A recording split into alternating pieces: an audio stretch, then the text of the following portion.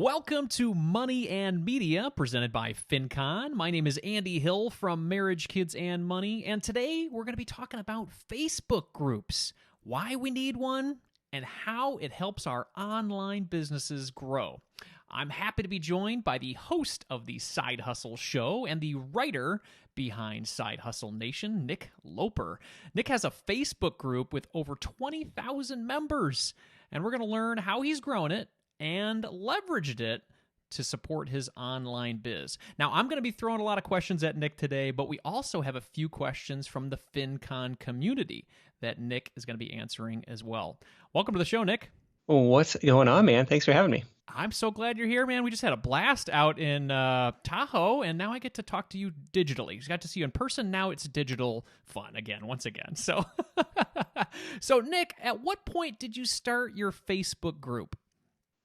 The group started actually a couple years into the blog and podcast, and it was basically to close kind of a mental gap of mine. I'd always said, hey, Side Hustle Nation, this is the community for aspiring and part-time entrepreneurs, but there was no community. Like, it was very much like one to many, like me talking to people through the blog, through the podcast, through the email list.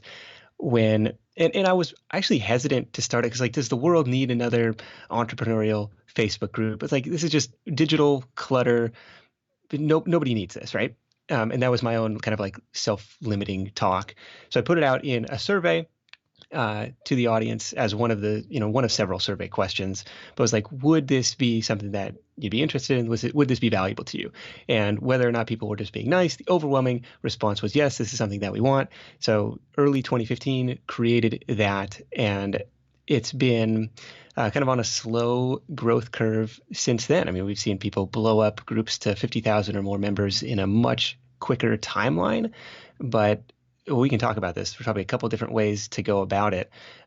My group growth strategy was entirely from the podcast and blog and email list. Like, hey, this is another touch point. Like, you might as well join our community. This is where other side hustlers are hanging out online. The other way to go about it would be to tap into Facebook's search. If you think about Facebook as one of the most popular sites on the planet, people are typing stuff into that search bar. And you could say, when they're typing in your keyword, what you talk about, what you're an expert in, are they going to find you? Are they going to find a group related to that? So a little bit of a shift in strategy over the last 12 months to be more search discoverable in Facebook, and see if that ends up driving some of these other channels. But that's what's going on with the group. Cool. So let's talk about those two areas then. You said you drew people from the podcast and the blog to be a part of your group. How did you do that? Talk about the methods that you used to draw people into the group. So mentioning it in the email list, it's part of the autoresponder sequence. Like, hey, and oftentimes it's just a PS. Hey, have you joined our Facebook group yet? There's 20,000 people who are on a similar path to you, right? Come on in, the water's warm, kind of thing. On the blog now, it's kind of just mentioned during where relevant. Like, we had a question come in from a Facebook group member, like, and especially during Q&A episodes on the show, hey, these questions came in from the Facebook group, or we are talking about this, this thread got a crazy response in the group. And so it kind of comes up organically on the show there. And actually, in its early days, it was called SH Nation, because my theory was, if people are still working a full-time job, maybe they're friends with their boss on Facebook, they might not want to see their boss seeing them join a group called Side Hustle Nation. Worried a little bit less about that these days. That's great. I think that's a really good point. So for the podcast, it wouldn't eliminate, if you were doing ads, it wouldn't eliminate one of your ads from your sponsors. It would just be more of a mention. Is that right? Right. Okay, got it. That makes a lot of sense. So for the Facebook search part, this is very important because, we're always paying attention to SEO for Google, but Facebook's a great search engine as well. So how do you optimize yourself, your personal group, to be found in Facebook? So last summer, changed the name from SH Nation, which nobody is searching for, to Side Hustle Nation, which people are searching for. Side Hustle Nation, people are searching for Side Hustle. And so when they do that, the group shows up as kind of a prominent choice. And actually, my hand was kind of forced on that because somebody pointed out to me that, like, hey, there's this other group. They're calling themselves Side Hustle Nation. What do you should cease and desist their butts. Like, I was like, well, I should, but like that. And so I had to kind of rename the group and say, look, this is the official community for the blog and podcast. Um, and in doing so, there's a little bit of an accelerated growth curve as more people are discovering it that way. And around the same time, added some questions to incoming members like, what's your biggest struggle when it comes to building a side hustle? And are you subscribed to the Side Hustle Show? Those are the two current questions that I'm asking. I don't really care if somebody says no, but I just want them to be aware that such a such a podcast exists, and lots of people will answer like, "Oh, I'm going to go subscribe now. I'm just now hearing about it." So I don't know if I have measurable download growth because of that, but it's another kind of touch point to make people aware if they are coming from Facebook organically rather than my own marketing.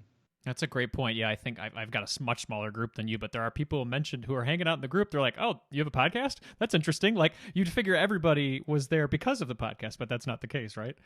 That's not the case. It's surprising. Even in the survey results, it's like one in six of people who like clicked on the email was like, "Dude, there's a podcast." I was like, "Oh man, you know."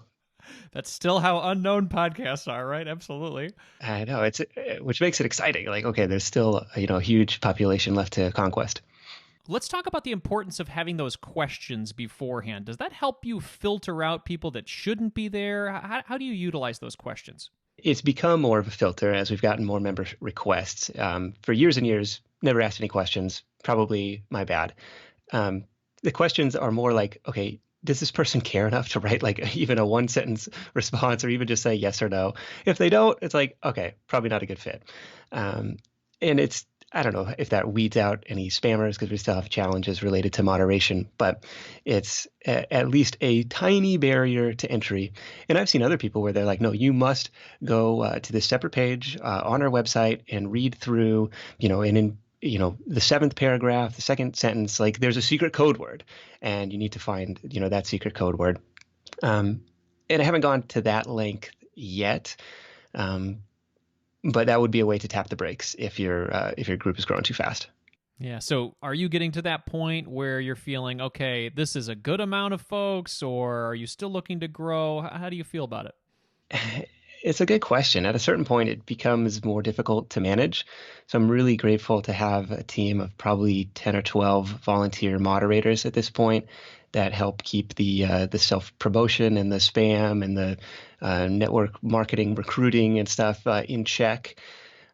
But it's kind of a time drain, and I haven't, and maybe your group strategy is different, but like I haven't, historically promoted a lot of my stuff. Like I haven't really sold to the group, and so it's hard to pinpoint a direct ROI to it.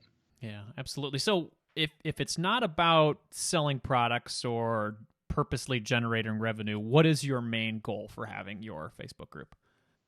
So the main goal is another touch point, another relationship building pillar. It's like, okay, if somebody's subscribed to the email, like, okay, now I've got one way to contact them. If they're listening to the podcast, that's great, but they're largely anonymous. If they're in the group and we can kind of have this interaction, like it's another, way to like, hopefully in a good way, like kind of get your marketing tentacles in a way, hopefully helpful tentacles, wrapped around someone in a positive way. And the other thing was, creating this, creating connections within the community. Like if two people on opposite sides of the country, opposite sides of the planet are listening to the same content, they're interested in the same things, but they have no idea who each other are. And like building those connections has been super rewarding, super powerful. Like I see now, members of the group, like, oh, now we have, 4 mutual friends and they're all other group members. Like I know those connections like happened because of the group. And when people are asking and answering questions, like without my involvement at all, it's taken the communication from, one to many, to many to many. And that's been really rewarding. That's great. Talk about the content that you're able to get out of it. I mean, it sounds like you mentioned Q&A at the beginning. What other type of content are you able to grab because of your group? So that's probably the biggest. What kind of questions continually bubble up? Because I'll do a kind of a quarterly or semi-annual kind of Q&A episode for the show. It's a good place to crowdsource content for um, certain ideas posts, like I think we did one on what's the best, what are the best business ideas for kids? What are the best side hustles for kids? And I actually posted this in the FinCon community as well, and got a ton of responses. And now, like, that's a piece of content that ranks well in Google. It's like, hey, this is kind of a cool crowdsourced way to do that. There was an email that I got from a listener, a reader that I didn't really know how to respond to. So I posted that in the group and got, it was like, I'm, broke, angry, depressed. Like, here's where I'm at. What do I do? And I'm like, here's what I might do. And that's, but it's like, I don't know. Like, I've not been there, at least for a really long time. So I don't know what you're dealing with. But then, like, in the group, people had like some legitimately powerful, motivating suggestions. I was like, okay, here's what the wisdom of the crowd has to say. So that kind of stuff has been helpful as well.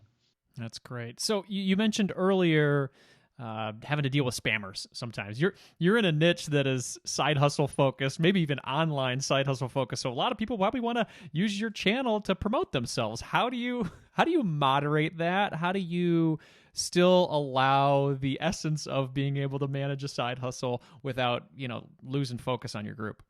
Yeah, it is a fine line. So somebody comes in and just, first post is their, affiliate link for whatever, ClickFunnels or something. It's like, all right, goodbye. You're out of here. But so much of it is more subjective, and that's where it takes a lot of brain power and kind of like one moderator may let it slide, and another moderator say like, hey, this guy's just trying to, do a thinly veiled, DM me for, there's so much like DM me for details, and it's like, oh my gosh, it always ends up being some sort of, network marketing type of thing, which I'm not saying like not all network marketing is inherently evil. Like, I just don't want you recruiting like my peeps, so that's really tough. Where else do we spend time? It's so subjective. To try and, put out some rules and guidelines, but like, spammers don't care. One thing that we do is give people a chance to plug their stuff. So I call it Shameless Plug Sunday. There's a little graphic from Futurama where it's the guy, it's the shut up and take my money meme. And so like that thread always does really well, like hundreds of comments, because it's like, okay, now I have a chance to like, plug my stuff, promote my stuff. That's kind of a couple ways we go about it. I think that's a great idea, and I've definitely taken advantage of your Futurama plug on I think it's Sundays or something like that. It pops up, and definitely take advantage of it. Well, Nick, let's take a question from Michael Lacey. He's got a question about just the general value of Facebook groups. So I'm going to bring it up right here. Hey, Nick, it's Michael Lacey from Winning to Wealth, and my question is this. So I've built up a decent following on social media, and I've turned that into a truly engaged and really responsive email list. And so what's the value in creating a Facebook group for someone in my position? Yeah, so Michael's talking about he's got a good email list. He's engaged on social. Why does he need a Facebook group? The biggest answer is kind of that community building, that another touch point, that relationship building where, people are spending time on Facebook already, probably a ridiculous amount of time, like half hour a day or whatever the latest statistic is. It's like, do you want them brainlessly scrolling through their newsfeed, or do you want them engaging with your stuff? Like, I would rather have that be part of, your marketing arsenal than somebody else's, or than just, wasting time. So there's that element of it too. There's the element that people, I don't know, like personally, like I post on Facebook very infrequently. So like the usage of Facebook as like a status update engine is drastically different than it was 10 years ago. Groups are where I'm finding the most value, the most engagement. So, and you saw on the Super Bowl, like Facebook is putting some marketing muscle to say like, hey, we kind of recognize this, and that's why they're buying Instagram and inventing Instagram stories and all this other stuff. But they're saying like, hey, for our core platform, groups are the future. That's where they're putting their marketing muscle. That makes a lot of sense. Yeah, and if they're putting their marketing muscle out there and they are spending the money on the Super Bowl, maybe the algorithm might influence that decision as well as they are determining what to show you in your feed. So that's a really good response. You may have seen it on the app. Like it's a default, like on the footer of the mobile app, like group. I don't know if it's a notification, but it's like, here's the latest activity from your groups is one of like the 5 little buttons that are down at the bottom now. So they're definitely recognizing that shift and using that as a way to get people to stick around on their platform. But as a content creator, excellent way to keep people engaged. Very cool. Yeah, something to consider, Michael. I know you're doing a lot of things on social media, and it can sometimes feel overwhelming, but with Facebook being as big as it is, what is it, 2 billion people or something like that? There's only 7 on the planet, right? Yeah, it's tough to ignore. Absolutely, tough to ignore. All right, we got a question from Caroline Vincel, and she wants to know about just general, engagement and clicks and things like that. So let me play that one for you.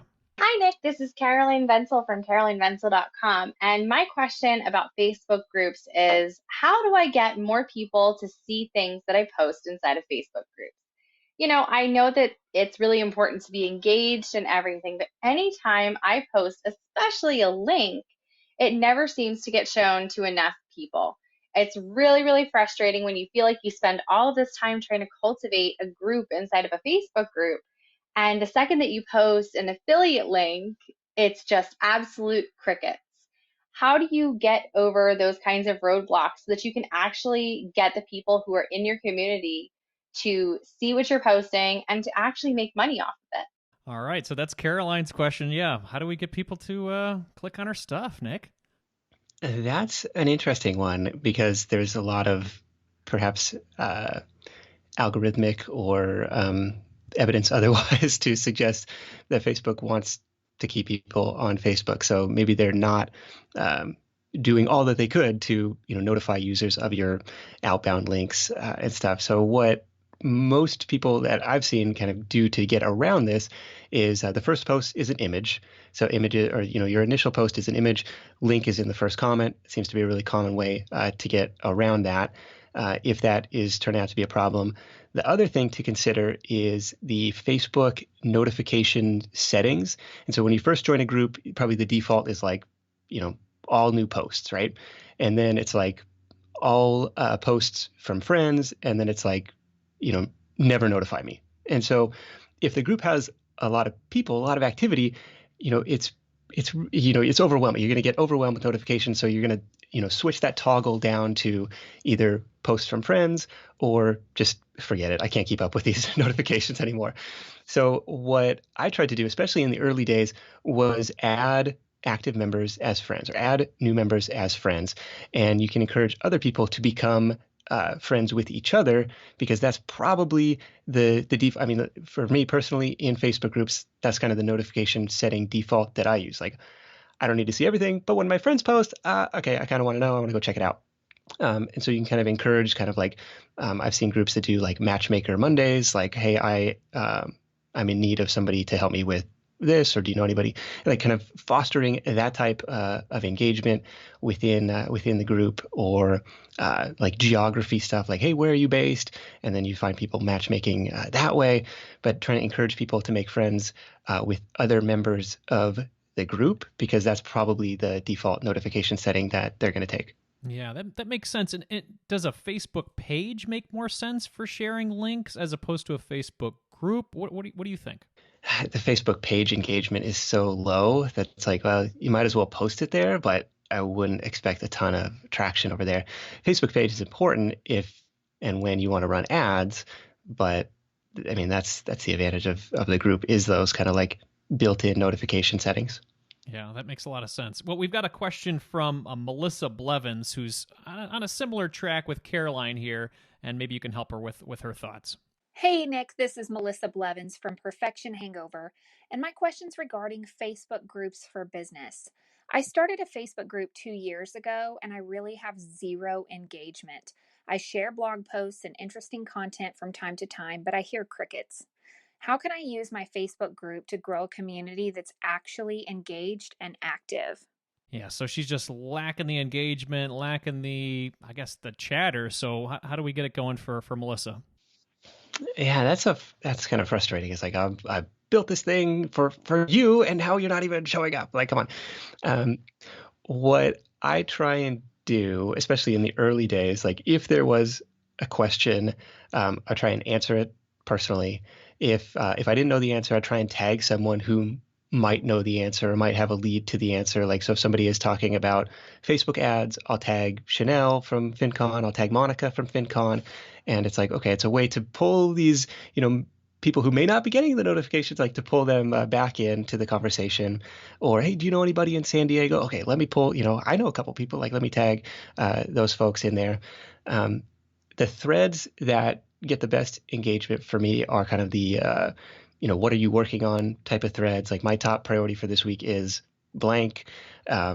Celebrate your wins on Friday. What did you get done this week? You've seen people do like using only a GIF or an emoji stream, like describe what your business is all about. And it's like, these are kind of creative to go through. Or like the matchmaker type of threads, like I am a blank and I'm looking for help in this area. So those types of stuff. And it's like probably, I don't know what the fraction is, but like, numbers wise, less than half of the group is active, at least according to the latest analytics. So it's like, okay, 20,000 members, but only 8,000 like ever log in or see anything according to the data. And probably only a fraction of those ever will like actively comment on stuff, but they may still be seeing your stuff. And so it's like, there may be some value in that as a touch point. Yeah, that's a really good point. I like your point on bringing people in who are a part of the community already, and then I guess highlighting them as thought leaders. That way they're contributing, and then in turn, they're getting something out of the business as well. So it's a very good point. Well, think about this in the FinCon space with Steve Stewart as an example. Like people couldn't rush anytime there's a podcasting question. Like people could, and again, not spammy, not self-promotion, but through time has built himself up as an expert in a particular area. And it's been incredible. Like the business that he's been able to build on the back of becoming an expert in a particular area, in a particular community. Grayson Bell for tech support, WordPress support, Monica for Facebook ads. Like it's really inspiring. It's like, again, without pitching their own stuff, without being spammy, but just like by showing up, answering questions, like over time, that reputation really builds. That's such a good point. And they're not just replying with links, being like, "Here's my article to read that." It's like, no, they're taking time to help people out and make it work. So yeah, they've gotten a reputation for, I guess, just having that heart to help, which is great. We got one more question from Ryan Inman, and I'll play that for you right now. What's up, Andy and Nick? This is Ryan Inman from the Financial Residency Podcast. My question directly relates to maintaining a Facebook group. I have a group of about 5,000 physicians or spouses of physicians in my group, and the toughest part that I have is with engagement, keeping up engagement without spending way too much time on the free group. So I'm curious, Nick, how are you maintaining your groups, keeping engagement high with high quality content without spending all day doing it? Thanks, guys. Yeah, this probably refers to a little bit of the 10 to 12 volunteers that you have to support you, but maybe talking about how you got those folks and then how you manage them with your support. Yeah, so inside Facebook, there's like a member insights tab, and the interface is always changing. So I just found it this morning, but like you scroll over and it'll show you your most active members for the last 28 days.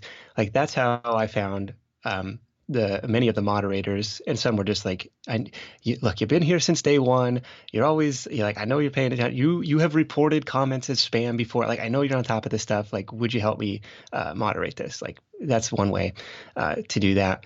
The other thing that I've been trying to do more lately is scheduling posts in advance. So I think you can schedule up to 4 or 6 weeks in advance. There's a limit on it, but you can kind of batch these, type of consistent, if you have a consistent theme to your days or consistent threads that you're going to post every week, you can kind of batch those so you don't have to log in and do that every time. Otherwise, my moderation is usually, and maybe I shouldn't tell this if there's spammers listening, like usually in the evenings as the kids are going to bed, or after the kids are going to bed, just to like keep tabs on, what are people talking about today? Is there anything that needs to be removed, deleted, anything that needs my attention? Like, did somebody tag me with a question? Stuff like that. So that's kind of what has been going on for me. And I guess kind of grateful to have a topic that's evergreen in nature of, people are always asking and answering questions. Absolutely. So how do you schedule them out in advance? Is that a tool that you use like Buffer or Hootsuite, or do you do it on Facebook itself? I just do it through the Facebook app itself. Okay, great. So there's a way to pre-schedule and put dates out there. Yeah. Got it. Very cool. Do you pay for any other apps or subscriptions that you use for your Facebook group to make that happen? Not at the moment. There is one that I was looking at that is supposedly built to connect your questions with your email list, where it's like, hey, this group is for subscribers of the Side Hustle Nation newsletter. Hey, if you're not a member, it's cool. Punch in your email here. And I guess that goes to Google spreadsheet. And then this little thing like connects it to ActiveCampaign or whatever you're using for your email. And I was like, well, that would be interesting to test out to see if that could spur some list growth, but haven't tested it yet. Yeah. It sounds like your main goal, which you've described, is just to literally create a community. From the beginning you said side hustle community, but there was no community, and now you physically have it, and it's a way for people to grow, and obviously it's a great content developer for you too, but it's also just a way for you to make this happen. So this has been really helpful, Nick, and I have to thank Michael and Caroline and Melissa and Ryan for chiming in with those great questions. I hope this helps a lot of people. If you guys are listening right now and you have questions for the FinCon community, we love partnering with folks like Nick and answering questions because we all want to help you grow your business and make more money. That's what FinCon's all about. So Nick, where is the best place for people to find you, and then also to check out your Facebook group and see how you operate? Well, of course, you can join the Facebook group. It's the Side Hustle Nation official group on Facebook. It's that's there. That's probably where I spend most of my social media time these days. And of course, would love to have you tune into the Side Hustle Show, available on all your favorite podcast player apps. Excellent. Yeah, I'm a member of this Side Hustle Nation Facebook group. It's structured really well, and it's also, a lot of us are side hustlers, maybe listening to the show. So enjoy it. Use it to grow your platform. But obviously, don't spam just because it's not a way to go in these Facebook groups. It's a nice little untold rule. But yes, go there, enjoy it, subscribe, and definitely check out the podcast. Nick, thank you so much for your time today. I really appreciate it. You bet, man.